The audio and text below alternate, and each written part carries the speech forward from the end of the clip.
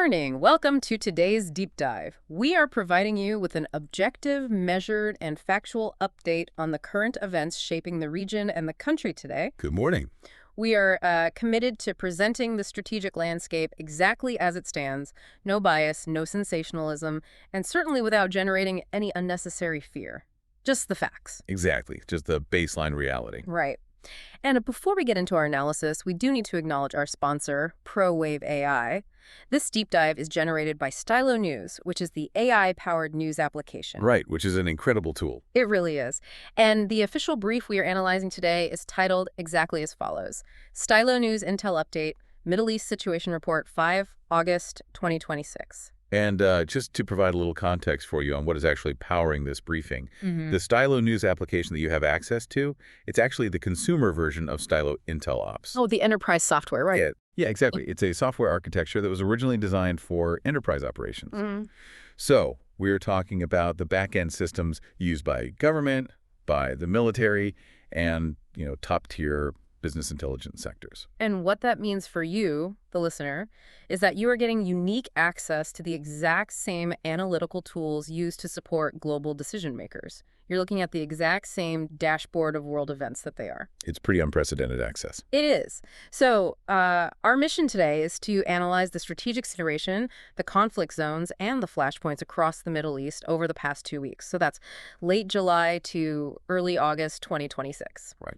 And our focus is going to be heavily directed toward Iran, Lebanon, Gaza, and Yemen, though, we'll mention other areas if they've become flashpoints. But we maintain a strict commitment to neutrality throughout this broadcast. Absolutely. We're just presenting the facts, outlining the different perspectives of the key decision makers, and forecasting potential courses of action based purely on the intelligence. We do not take political sides here. It is a very complex operational picture right now, but it's a necessary one to unpack clearly. Yeah. So dropping the formal news desk persona for a moment, let's really just get into this. Let's start with the core deadlock, which is Gaza. We're looking at this massive central impasse, and it basically all revolves around the demand for Hamas to disarm and, who gets to govern afterward. Right. So based on the data we have from late July, what does the strategic situation actually look like on the ground? Well, when you look at the intelligence assessments, and these are formulated with medium-high confidence by analysts, they indicate that Hamas is highly unlikely to disarm voluntarily in the near term. Okay, why is that? The rationale isn't really ideological in this specific context. It's purely strategic. Their weapons stockpiles and, their subterranean tunnel networks, they represent their only coercive leverage right now. Let's define coercive leverage real quick, because that sounds like a very dry boardroom term. We're basically talking about their ability to force an outcome, or at the very least, just prevent their own destruction, right? Yeah, exactly. For Hamas leadership, relinquishing their arms doesn't just mean losing a military fight. It means completely surrendering their internal administrative control over Gaza. It evaporates their bargaining power. Right. And fundamentally, it means giving up their means of organizational survival.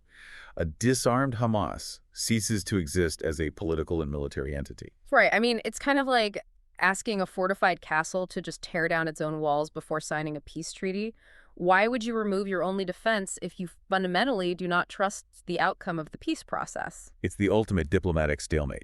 But I do have to push back on this assessment a little bit, because if you looked at the media environment on July 31st, it was telling a totally different story. I mean, we saw massive headlines across major international outlets. Absolutely. UPI, Al Jazeera, CBC. Yeah, all of them reporting this historic Hamas disarmament agreement that was supposedly brokered by the U.S., So why are the analysts so skeptical when the front pages are literally declaring a victory for diplomacy? Well, that is the crucial distinction we always have to make between diplomatic signaling, what leaders say to the press to buy time or just look cooperative, and the operational reality on the ground. Okay, so it's a PR move. Exactly. When you evaluate the actual incentives, the story changes entirely. Yes, a phased disarmament deal was widely reported. But independent regional analysts immediately noted that any initial moves by Hamas would likely be entirely partial and highly conditional. Meaning what? They might hand over some small arms for the cameras but keep the heavy artillery hidden? Precisely. They would design any compliance specifically to preserve their core veteran fighters. And more importantly, if you look closely at the reported deal, There was no verifiable mechanism for enforcement. Oh, wow. Yeah, there was no agreement on an external security oversight force that Hamas would actually accept. And, without a way to enforce it, a disarmament agreement is just a piece of paper. Right. And that operational reality directly feeds into the differing perspectives on the ground right now, especially starting with Israel. Prime Minister Benjamin Netanyahu has maintained a very, very rigid stance on this. He has. The baseline Israeli policy dictates that any withdrawal of forces and any post-war stabilization, those are strictly contingent upon Hamas losing administrative control and facing the total destruction of its military capabilities. Correct. And the Israeli Defense Forces are continuing their operations specifically to enforce that baseline. Reporting over the past 2 weeks highlights ongoing active strikes in Gaza. Yeah, we've seen a drone strike on a residential structure in the Al Rimal neighborhood and an airstrike impacting a mosque in the Al Yarmouk quarter. Right. And to explain the why behind that why continued strikes while disarmament is being discussed in the press, Right. the Israeli perspective is that external security arrangements for a post-conflict Gaza simply cannot proceed until that militant infrastructure is physically dismantled.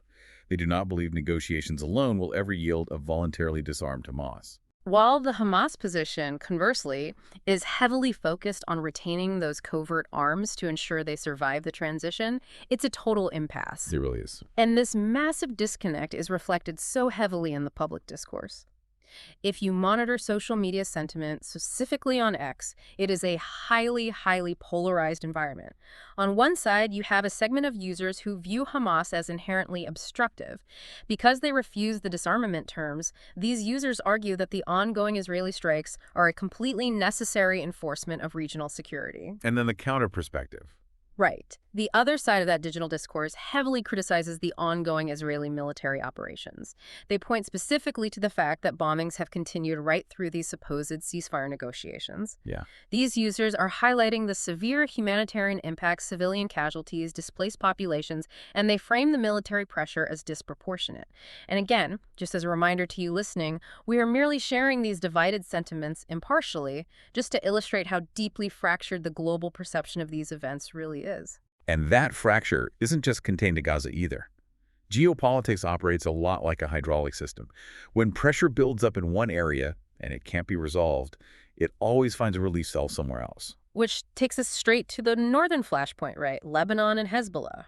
Because the deadlock in Gaza remains fundamentally unresolved, that pressure valve is actively releasing right along the blue line in the north. Exactly. So right now, there's a U.S. brokered security framework on the table, which is designed to end the cross-border hostilities between Israel and Hezbollah.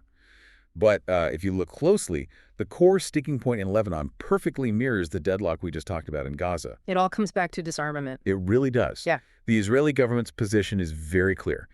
Any redeployment of the IDF away from Lebanese territory is strictly conditional upon Hezbollah disarming and pulling back. Right. Combined with the full restoration of Lebanese state sovereignty, Israel basically requires ironclad external guarantees that Hezbollah's forces won't just quietly walk back to the border areas the second Israeli troops withdraw. And looking at the factual military movements over the last 2 weeks, you can see just how volatile this demand is on the ground. We've seen continued Israeli strikes and demolitions in southern Lebanon, specifically targeting areas like Bint Jbeil, Kafra, and Kfar Kela. Yes. But there's a detail in the brief that really stood out to me.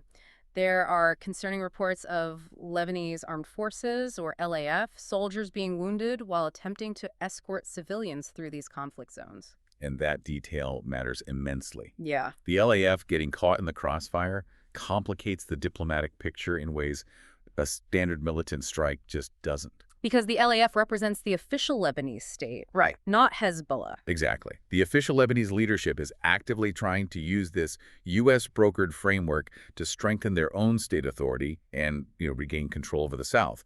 But when official LAF soldiers are wounded, it inflames internal domestic tensions within Lebanon. Oh, I'm sure. It makes it incredibly difficult for the Lebanese government to negotiate a peaceful settlement when their own official military is taking casualties. So who is actually trying to untangle this?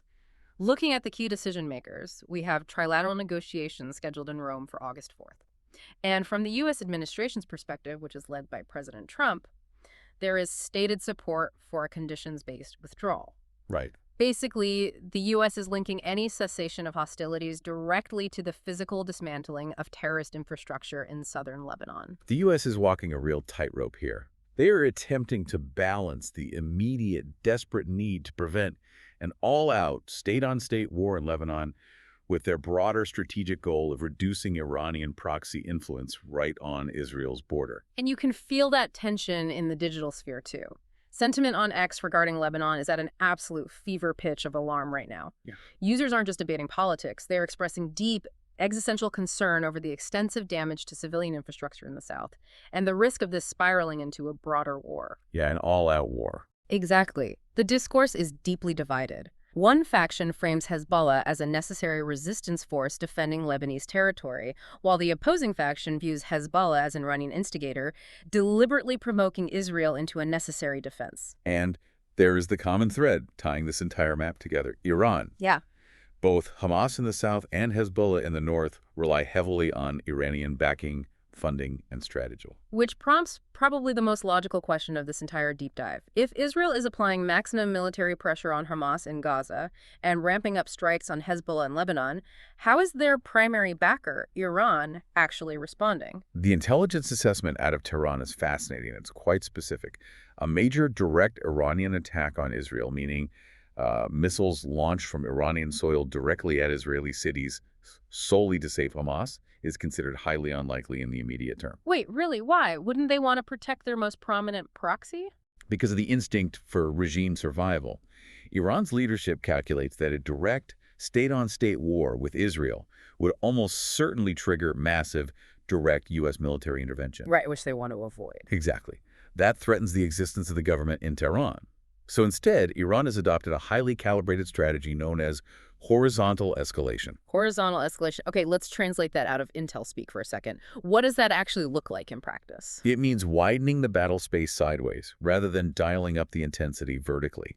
They utilize their vast network of proxy militias to apply military and economic pressure across multiple different regional nodes at the exact same time. I see. They cause chaos everywhere, but they deliberately keep the violence just below the threshold that would force the U.S. or Israel to declare an outright conventional war on Iran itself. Okay, but I have to push back on that definition based on the tactical reporting we're seeing. If Iran is actively trying to avoid crossing the threshold into a wider war, how do we explain the ballistic missiles fired at U.S. positions in Jordan and Iraq in late July? Well, because we have confirmed reports of missiles directed at the Muwafaq Salti air base in Jordan. Firing a ballistic missile at an American military base feels like the definition of a direct vertical escalation to me. It is an escalation, absolutely, but it is a carefully calculated one. Targeting U.S. bases and Gulf Cooperation Council infrastructure, it's a coercive signal. Meaning they're sending a message with explosives. Exactly. Iran is demonstrating its capability to impose severe physical and political costs on the U.S. and its regional partners.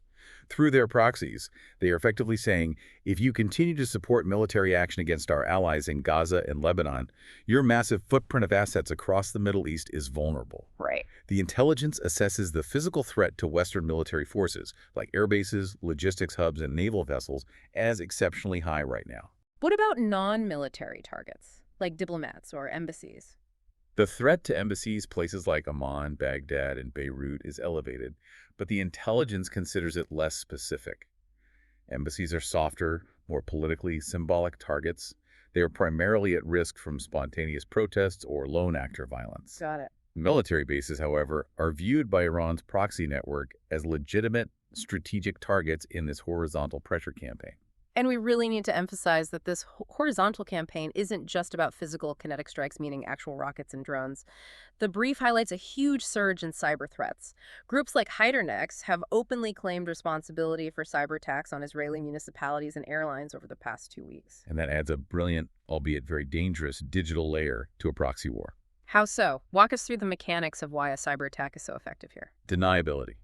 If an Iranian proxy fires a rocket that destroys a power plant, the origin point can be tracked by radar, and it demands a physical military retaliation. But if a proxy hacker group takes down the ticketing system of a national airline, or, disrupts the water grid of a municipality, it causes massive domestic chaos and economic damage. But it's incredibly difficult to definitively trace back to Tehran in a way that justifies an airstrike. That makes a lot of sense. Deniability is the cornerstone of Iran's strategy here. And honestly, no group exemplifies that indirect deniable pressure better than the Houthis in Yemen. If you want to choke global trade without firing a single shot from your own borders, you need a proxy position near a global artery. And that brings us to the Bab al-Mandeb Strait. The geography there is absolutely vital. The context in Yemen is that the internationally recognized Yemeni government is structurally very weak. Yeah. They control a very small share of the population and lack the military capacity to project real authority over their own territory. Which creates a massive vacuum. Exactly. And that vacuum allows the Houthis, who were heavily backed by Iran, to act as a localized power, shaping events and directly threatening one of the world's most critical shipping lanes connecting the Red Sea to the Indian Ocean. This places Saudi Arabia in a fascinating and highly complex catch-22. Crown Prince Mohammed bin Salman is executing a very delicate dual strategy right now.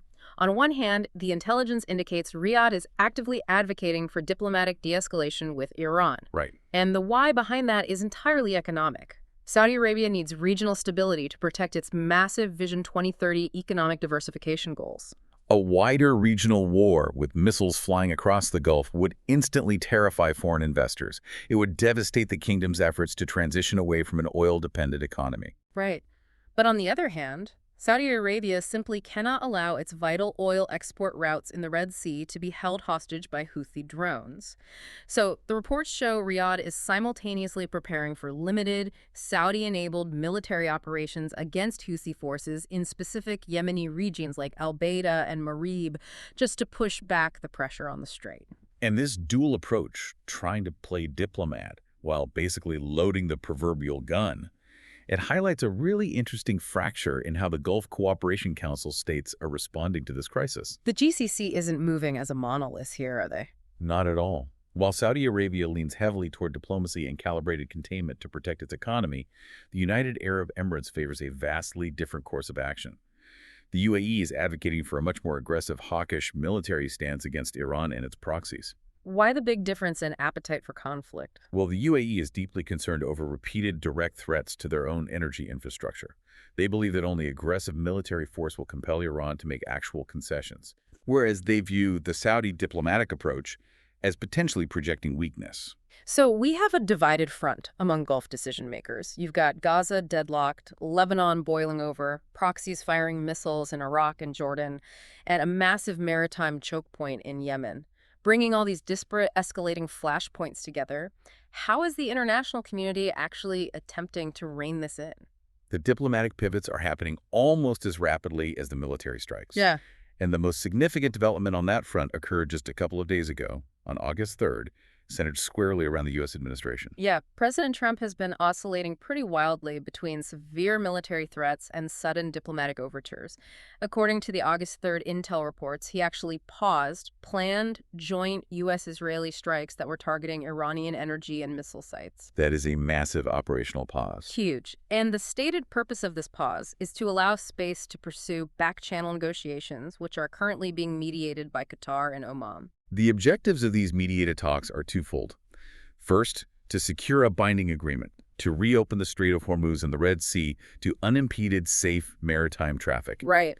And second, to use that momentum to address long-standing, broader concerns regarding Iran's nuclear program enrichment levels. This really highlights the vital role of Qatar as the region's go-to mediator. They're consistently the ones pushing for ceasefire agreements and building these diplomatic off-ramps, which again stands in stark contrast to the UAE's hawkish military stance we just talked about. The diplomatic environment is incredibly fluid. It's highly likely that the U.S. decision to pause those strikes and enter talks was heavily influenced by frantic appeals from Gulf allies like Saudi Arabia and Qatar, who are terrified of being caught in the crossfire if a full-scale U.S.-Iran war breaks out in their backyard. And you can see the whiplash this causes in real time. Observing social media sentiment regarding this sudden diplomatic pivot on August 3rd, the X posts are off the charts with anxiety. Oh, I'm sure. There is intense polarization. You have pro-strike factions who view this pause as a dangerous, weak concession that just allows Iran to regroup.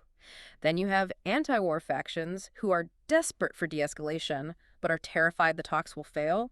What is clear across the board, no matter what side users are on, is a profound lack of consensus and a deep-seated distrust of the diplomatic processes currently underway.